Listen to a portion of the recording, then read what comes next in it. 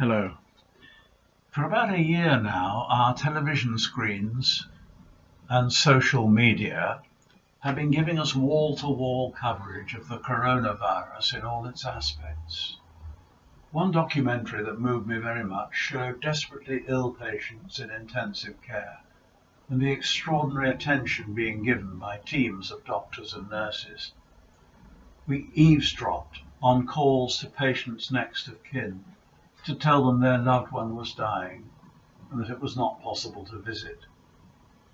We saw one young nurse crying as she told her wife that her husband had just died and how she'd held his hand until the end. "I told him he was loved," she said. Touching and being touched are such basic human activities.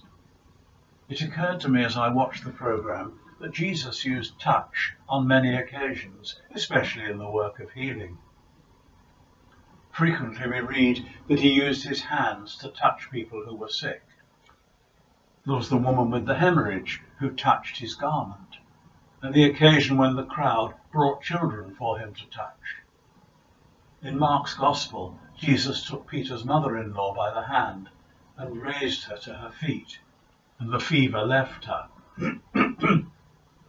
Then there was the loving disciple who reclined close to Jesus at the Last Supper, and the betrayal of Jesus by Judas with a seemingly loving kiss.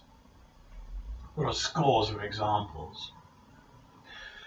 I guess people in first century Palestine were less buttoned up than your average English person today when it comes to touch, just as people in the Middle East are today. Touch is an important sense because it calls for a response.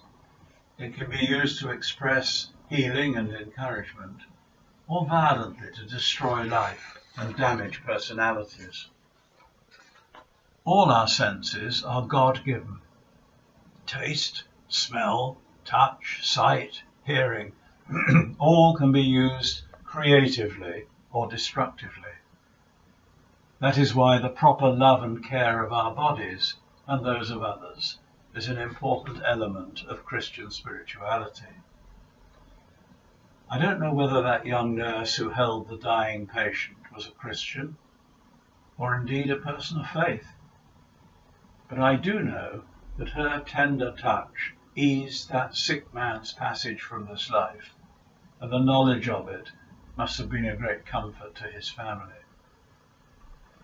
In the resurrection garden on Easter morning, we read in chapter 20 of Luke's Gospel that Jesus said to Mary Magdalene, "Do not touch me," or perhaps, "Do not cling to me."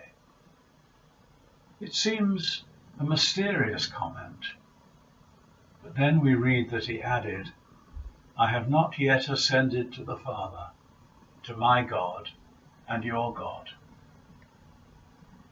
Do you think this means that in the fuller life beyond death, we shall experience the continual presence of Jesus and feel his touch and power for all eternity?